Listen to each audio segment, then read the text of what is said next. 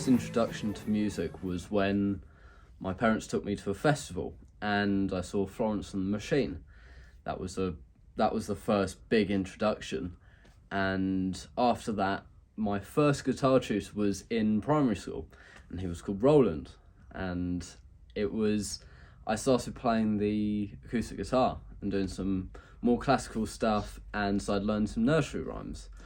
But very shortly, with my music taste being of AC/DC, Motorhead, Metallica, Nirvana, bands like that and that sort of genre, I went, I don't want to be doing any of these nursery rhymes, and I want to actually play. So from there, I progressed to a guy called Ben Rose, who lived just across Dunmow. And that's where I really started learning electric guitar. And from there, that's when I started learning some basic songs, like very first song was Smoke on the Water on guitar, as I'm sure many people have that as their first song. And that progressed over the year, where I just kept doing that each week, and that would be where I'd learn new songs and start to introduce myself to similar artists, to like Nirvana, and then that broadened off to Red Hot Chili Peppers because of the influence with Dave Grohl. And after that, it just kind of kept on rolling because I was invested and I wanted to do music. But at that stage, I didn't know what degree I wanted to do it to. So after my lessons with Ben Rose, I progressed onto a rock school called Livewire, which was held at my primary school, Great Dunmow Primary. And that was every week on a Tuesday evening, which we'd go there and I'd just kind of play. And I remember the tutor there, Rich, he started showing me to more developed songs, showing me more developed parts. So I was playing more and doing stuff in a more in-depth way.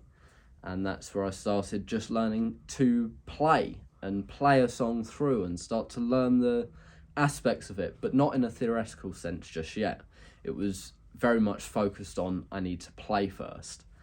And after doing that, it progressed on to my first band. My first concert with Livewire, because that was a big aspect of their course which they offered, is that you would play a gig, and that was held at Bishop Stortford's Arts Centre.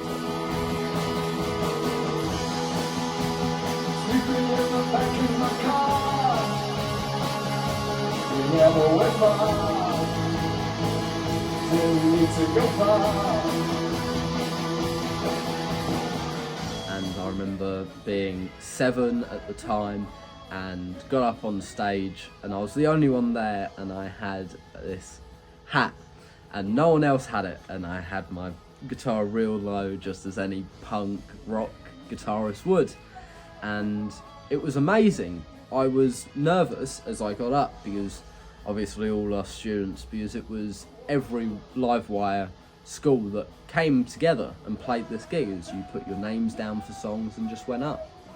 And it was extremely nerve-wracking, and I only had 2 songs put down. But when I got up and played, it was a great feeling, because everything just started to flow, and I played without a worry about it. And I was always looking around at the other musicians. I wasn't just looking down at what I was playing.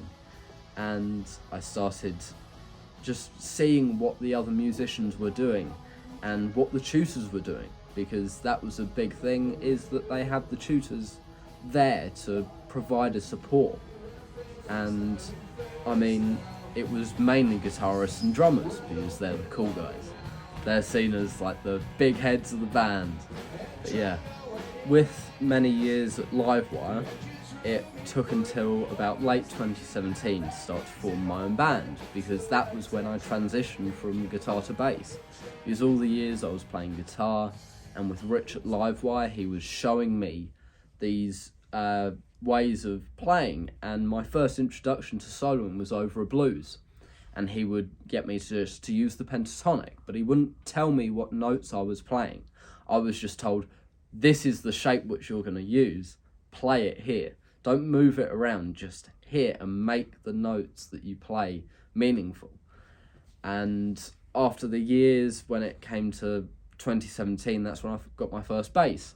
And forming Teenage Revolution after that, I started to play more, and we developed into playing bigger venues with practice from a studio called Hunter's Studio near High Easter, and there was a great guy that ran it, and each week we would go there at the weekend and we would play and we would practice, get some songs together, and we then started playing gigs.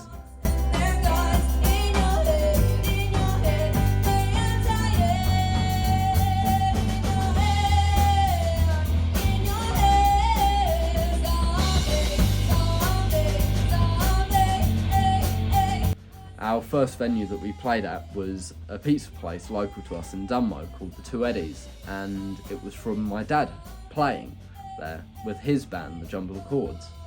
And from there, I really started to get an insight of what live music felt like when you're playing with a band, and you play such a bigger role from stepping up from live wire to going to, oh wait, what I play really does matter in this scene. And watching people's reactions to such a young band playing, having fun, and not really taking it so seriously as you might see other bands doing. Transitioning over to the bass, it felt weird, but it felt really comfortable from guitar, as it was an instrument that was very familiar to me through my dad who played it. At the first gig, we had a set list which consists of the usual functions, songs like Fleetwood Mac's, The Chain. We had a bunch of Red Hot Chili Peppers. We even had some Amy Winehouse in there with some Nirvana, and it was a big mashup with even a couple AC/DC covers, which the vocalist really put some oomph into.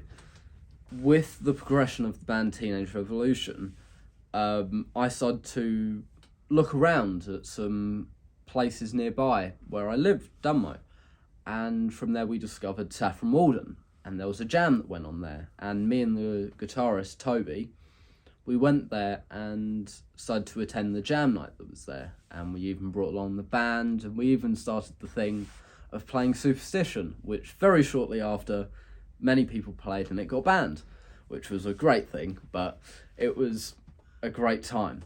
And with that, I was asked to play in a short film called Zombie Occupation in the band that was there. And I would just play the song and be with the band. And I suggested to bring in Teenage Revolution, in which it was accepted and we all flowed into it and took it on in great haste and was really into doing it because it was going to be the first big thing which we've done since a gig at our local pizza place. And with that, we all spent time with a guy that produced with Motorhead, Tim Atkinson, and we were up in his room and we even had Lemmy's stack in the room, which was amazing, and all the posters, everything. And at the time, I had thought, oh my God, like, I don't know what to do with this, because it was the first time where I had to just play a bass line, but I wanted to do more than that, and that was the time where I introduced some of my own flair onto it. Rock and roll's gonna save the universe. Heavy guitars and a humming bass. Rock and roll's gonna save the universe. We need rock and roll to save the human race. Which at that time I probably thought was so cool, but now I'm just looking at, oh, that was just a root fifth octave thing, which I was doing. But it added something to the music, and some people there started to see my investment into it. And from that, the band really put forward into the movie, which ended up being a great success, and it was a hit for the town of Saffron Walden. I even played a character in the movie and got some lines of dialogue outside County High. We got ourselves a gig. The rocker bloke from Ferrycroft said if we're good, he'll give us a run of gigs. Wow, that's so cool. I'll frame this in our mansions when we get them. Wait till you hear the demo. You got it? Awesome. 24 channels of hot rock and roll. You're gonna play it now? You'll get another detention. It'll be worth it. within the making of Zombie Occupation, there was a point where, when we played, it was the rock and roll which killed all the zombies. We are the youth, and you'll never defeat us. Get on with it. Oh yeah. 1, 2, 3, 4!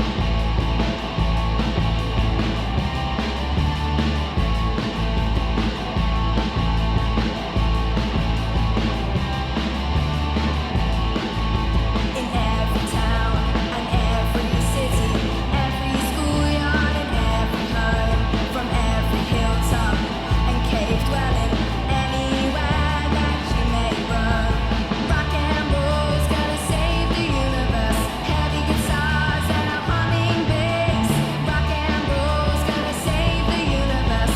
We need rock and roll to save the human race. It's working. There were two separate music videos. We had one in the hall where it was the big finale where we just killed all the zombies with the music. And then there was like an after credits scene where we're up in the studio of Fairycroft House. And as we're playing, it pans round to this chair with this guy with a newspaper in his hands. And he lowers it and it's Dennis Stratham. Well, that's rock and roll. Yeah, we've still got the music. Give it some Willie. 1, 2, 3, 4! And it was amazing and it was great to meet him. And he signed all of our stuff and it was such a big hit for us. And it was a real kick in the butt to just get on and do music and see where it will take you. Approaching the end of Teenage Revolution, we all kind of split except me and the guitarist, Toby.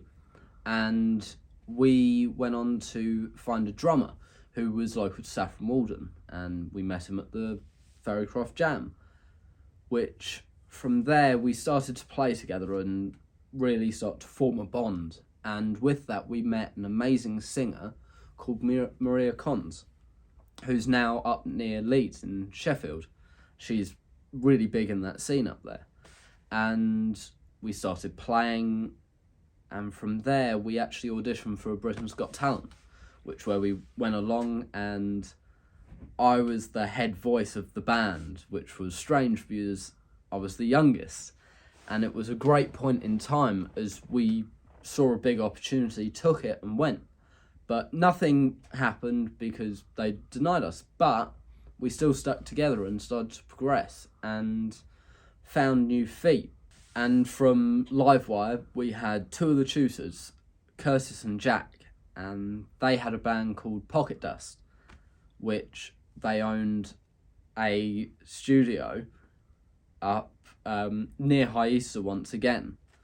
And we started practicing with them, but it was after a meet where I went out with a mate to a go-karting place, and as we're leaving, Curtis was at the desk and he was like, "Oh, you should come along, we'll do some lessons with you."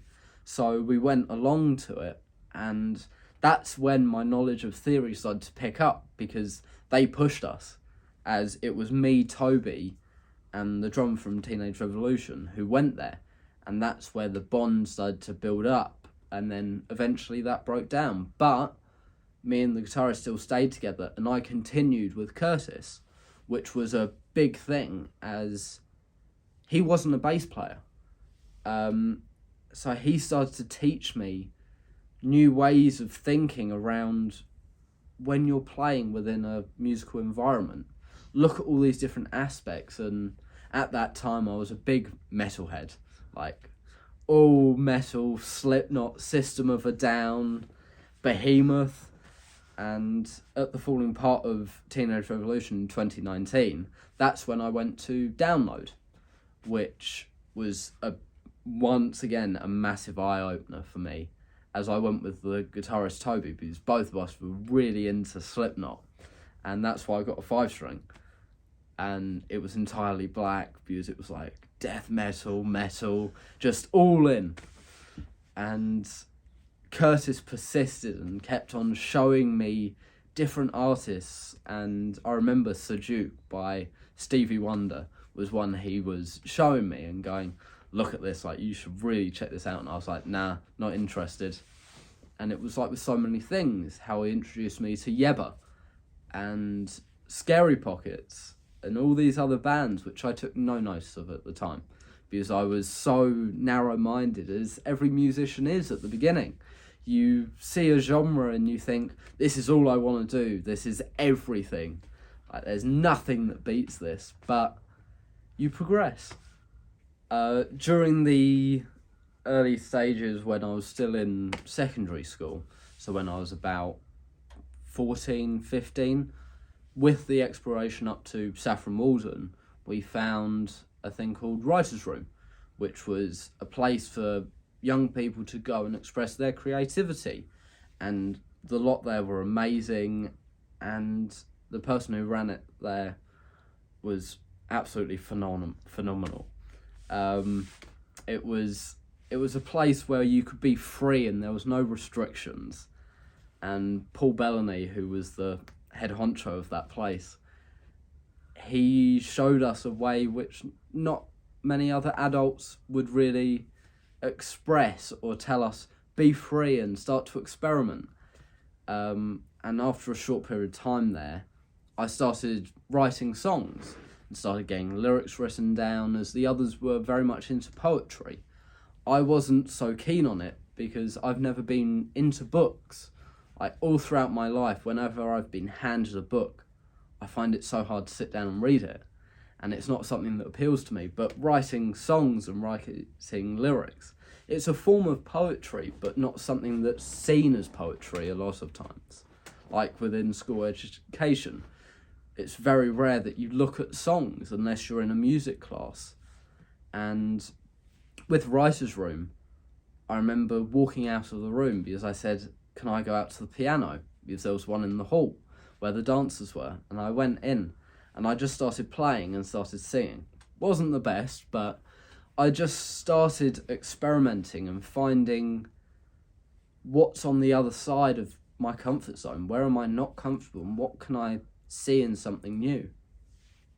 When lockdown hit, it was a tough time because with the end of Teenage Revolution, there was very few musical things going on, and it completely halted any live events or seeing anything.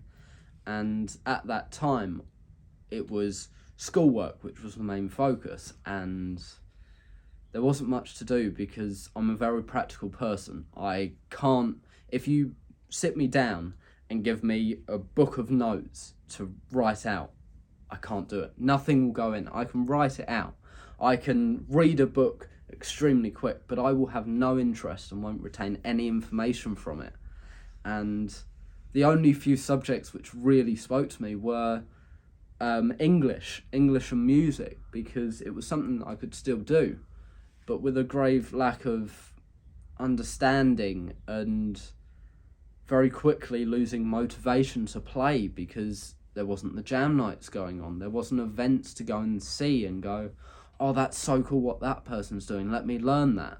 So I didn't play that much music throughout lockdown because it was so tough to get the motivation to do it. And from that, it was all schoolwork and it just became so heavy. And the only way I could really let that off is through exercising, which was even tougher because I had minimal work.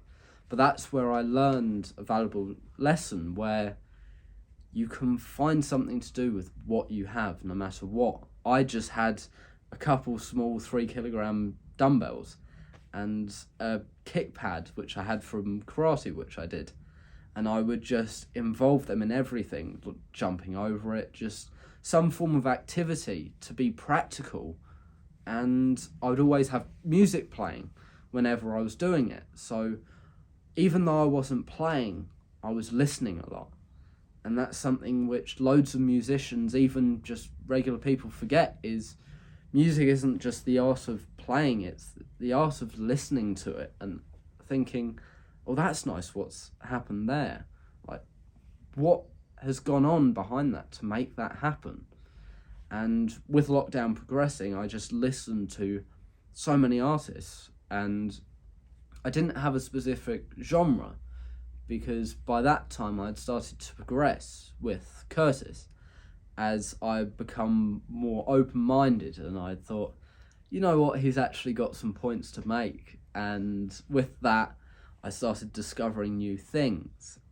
And throughout lockdown, even though it was a very enclosed time, enclosed space, stuck in the house, it was a time where, even though none of us knew it, we were reflecting on things and going over things in our mind, which later on we would explore.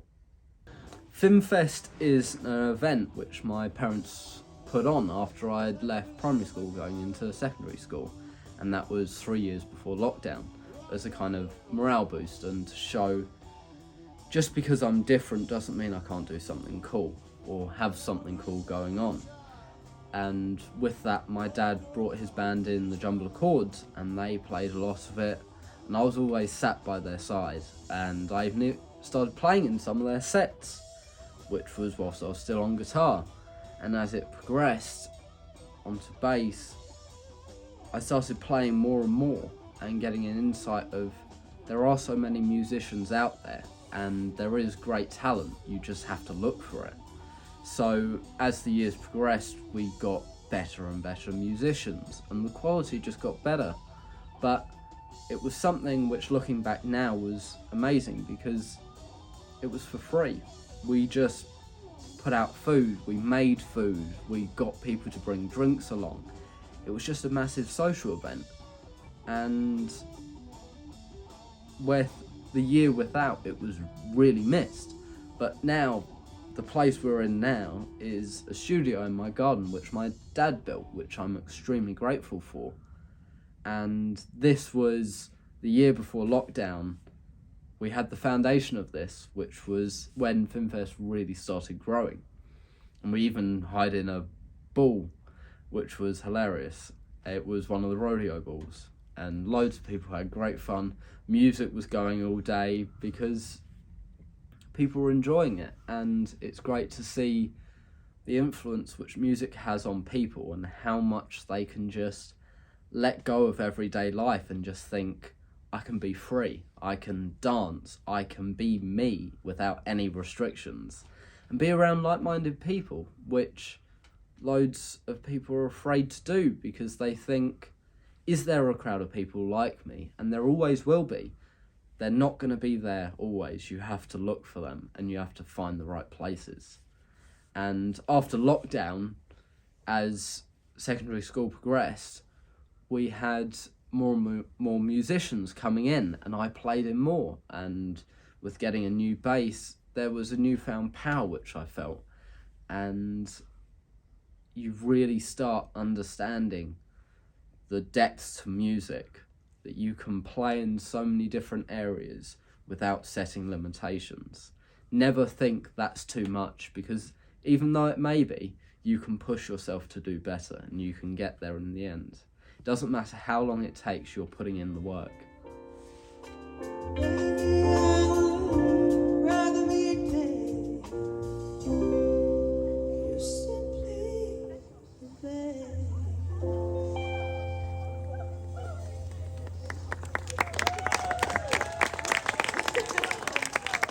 With the ending of, well, not really the ending, actually the release of COVID, when we went back into normal society, which wasn't so normal.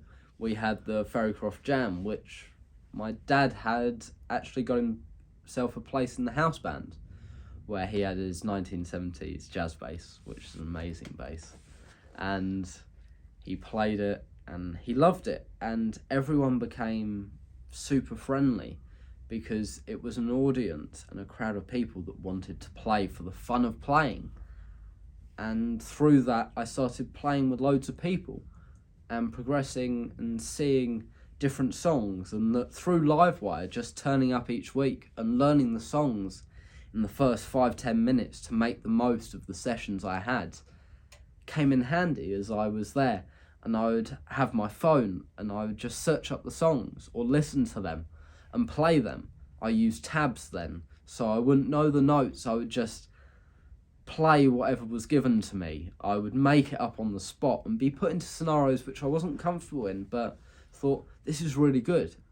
And the key part was not just thinking about the part I'm playing, but what the other musicians are playing. Listening out for, oh wait, we need to do extra bits here or fit this stuff in. And it was all lessons which kept on being repeated, because without repetition you can't learn. As the great Adam Neely says, repetition legitimizes. And it is so true, because that's why we practice. It's like our crafts, what we want to do in life. If you're good at a subject at school or just everyday life, you're good at it because you repeat it. It's not because you've learned it or gone over it and gone, oh, let's move on to the next thing. You've gone over that thing a lot, and that's what creates this new environment and creates a new learning path. And with Fairycroft that progressed so I could then expand, and from that I started gaining work within the industry. Even though it was small things, I joined a depping group, which my parents, they're amazing, because they would take me there and they would make time to bring me to the places where I'd found work, and I would go through stuff, I would learn the sets. And I still remember the first depping gig I ever did was for a wedding up in Yorkshire, and I'd been given 2 days to learn the 2-hour set, and I had a day to learn it and then a day to get up there, and it was stressful. But when I got there, the musicians were amazing, and I found they were a lot like the jammers at Fairycroft House, where they cared for the craft, but they cared more about the enjoyment of the people there and seeing their reactions. That's what they did it for. And it was, yet again, another eye-opener into the music industry, and showing that you can do anything as long as you're around the right people.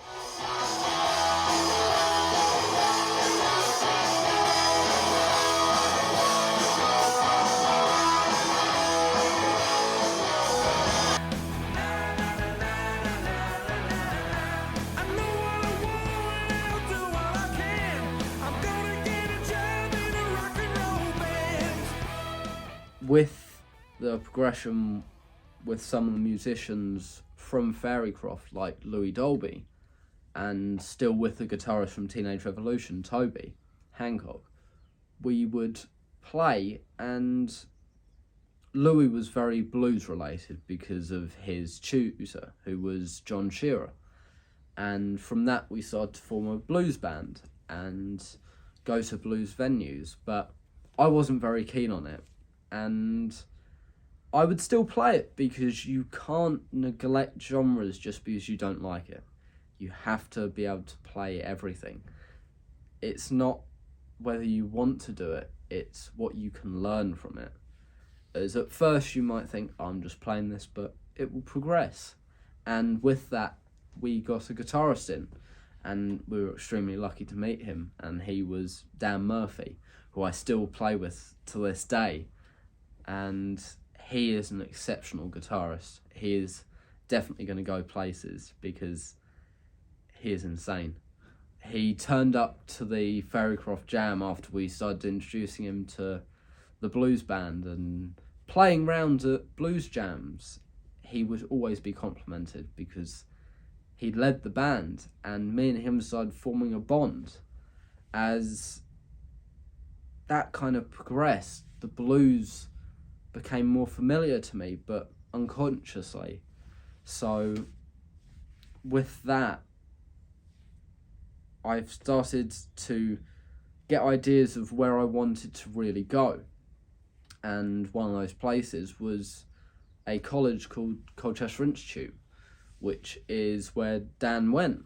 And there were some fantastic musicians there, which are now studying up in Leeds or Trinity, Laban, and all sorts of places, the Royal Northern College, for people that were studying there. And it complemented so many different people, even though it's such a small facility.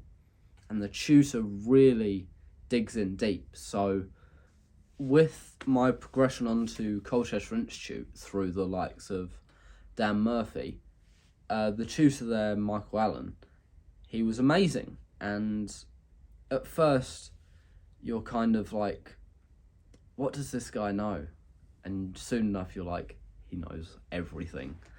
And the other tutors there, Jim Reed and Rhett Moyer, they're great as well. And in the first term of me being there, I really got to know the tutors well. And I saw that music has a lot more to it than was shown to me before, because it's a very typical view to see music as, oh, you're going to be a rock star. That's how you're going to be famous. But very minimal people make it to that stage. And these tutors gave me a massive eye-opener. And during one of the workshops which we had on a Friday of first year, I was introduced to a singer, Kerry Masters, through one of the tutors, Jim. And I went outside and we just spoke, and luckily I had a business card. And it's something so undermined, no matter what age you are or where you are in music, have a business card, have a social media, have something which has your identity on it. And from that, I went up to London and played my first bigger venue, which was part of the Pizza Express Live trio. And I played in the Holborn venue, which was an amazing experience, because in there was names of so many other people that played there, and the musicians which Kerry had alongside her were professionals and they worked within the industry. So it was a big part of, oh my god, this is something new and exciting. So you see a different side once again.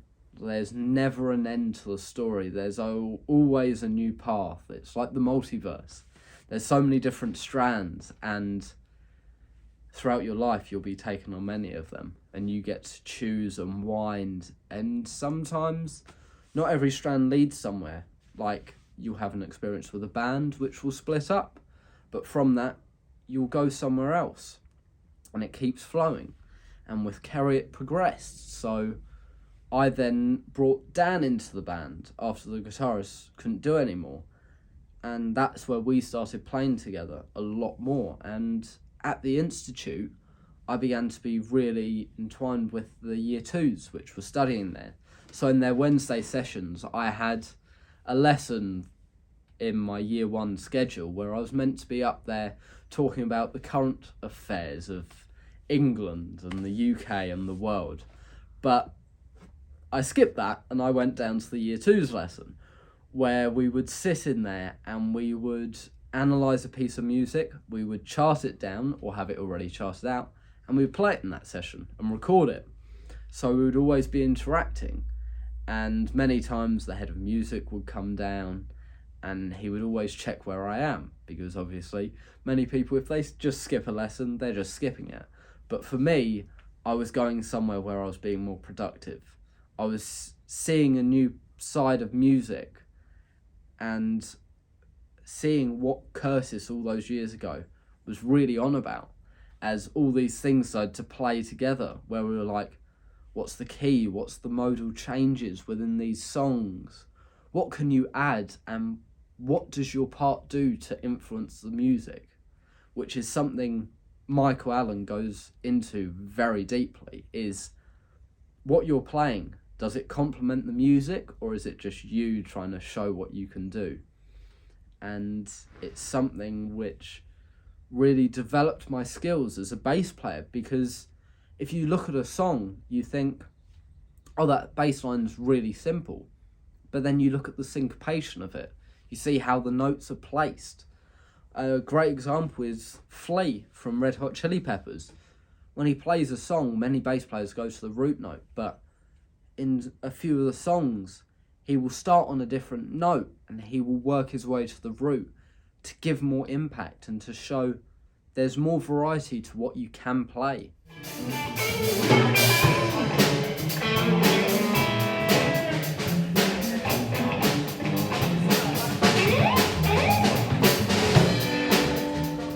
Now, the point where I am, I've realised many lessons, and I still have many lessons to come. as I'm sure everyone has, because music is a journey which you never stop learning. You always find something new.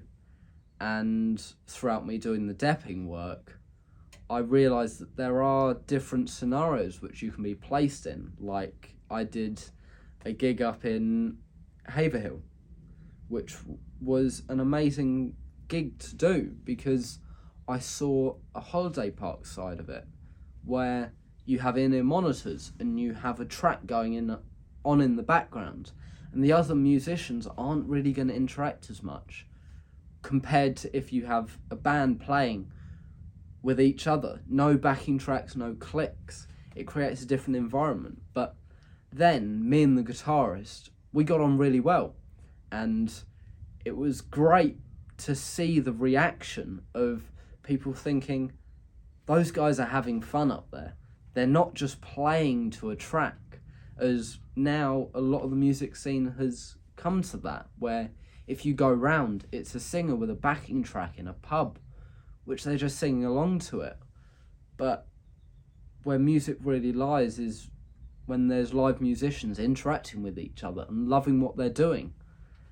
And life lessons have come through, like Curtis. He taught me the lesson where if you're listening to a piece of music, you can't just take what's on the outside. You have to look deeper and see how much of a mastery it is in its own way.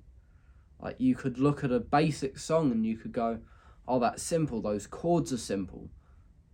But how has it got so big? How has it got an effect on people? You could have a really complex song that people hate and you have to think, why is that?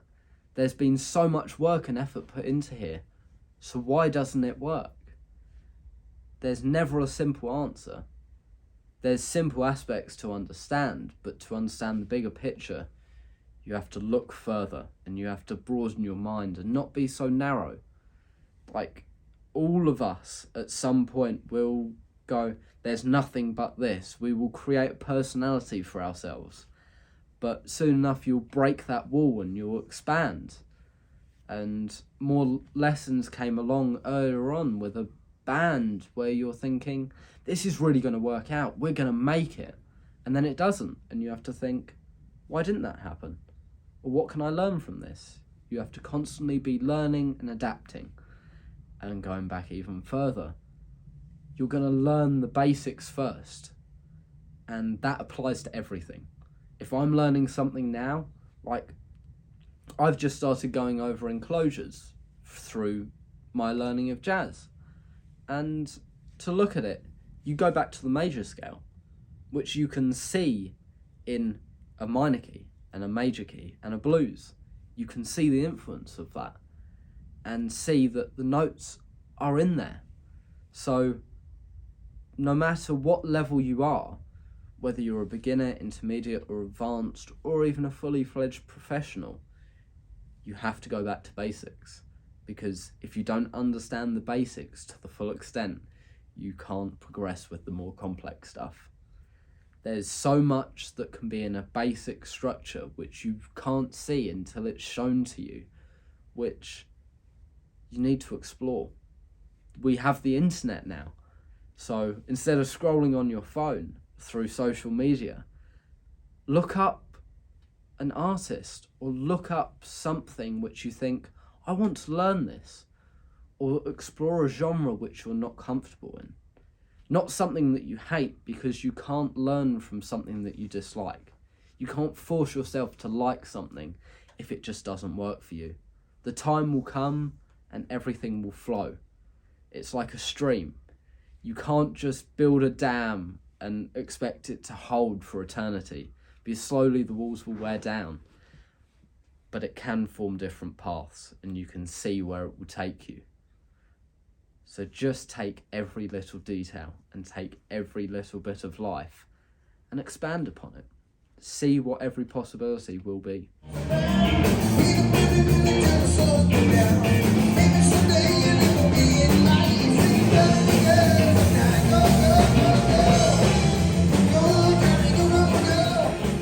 As a musician, I would love to progress into the session musician spectre of it, and also the live playing of deafing musicians, as well as writing, because you can learn so many different lessons the more sectors you're in, and from that you can learn a lot more. So I've really started developing my skills within jazz over the past year or so now, and with progress I'm looking at going to Leeds Conservatoire, as at this time I've just got my offer.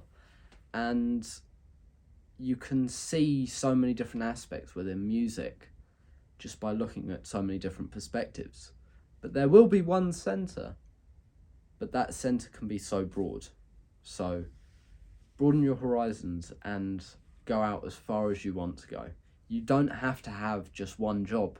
You can have many, but they can all provide an income to you. And an income matters, but you have to enjoy what you do. So I don't want to go into a sector of the music industry which I'm not going to enjoy. I want to have so much fun and see the joy on other people's faces when you interact and find different ways of moving around problems. Throughout my journey, I couldn't have done it without my mum and dad, and they have worked so hard. And a big effect on me was after lockdown and after I'd sat my GCSEs, I was told my dad had cancer, which was a big shock, but something which I didn't really take in straight away, and I kind of still haven't. And there was this constant support all the way through where we just supported each other no matter what. And something I noticed is, even though he had cancer, we treated each other the same. We didn't think of it as a life-ending thing, and he's still with us because there was no negativity. We stayed positive and we stayed strong, because however much we might think, oh God, have to be with the parents, have to go out with my mum, go out with my dad, there's moments which you have to cherish, and you have to remember that not everyone's going to be around, and there can be times which will be tougher than others. And if you have those people around you, you can trust them. And my parents have always been there for me. They did Fynn to help me through not being included a lot and not being involved in a lot of things. But I never felt like I was being left out. I was always included, and I grew up a lot around adults because of them. And I saw these different views, as I didn't grow up around kids my age. I grew up around adults who had struggles, had everyday life struggles, but subconsciously I just take on these words which they were saying and see things which not other people would see the same way. And through my parents helping me and pushing me with what I do, I've reached where I am, and I can always push harder, because no matter what, they have my back.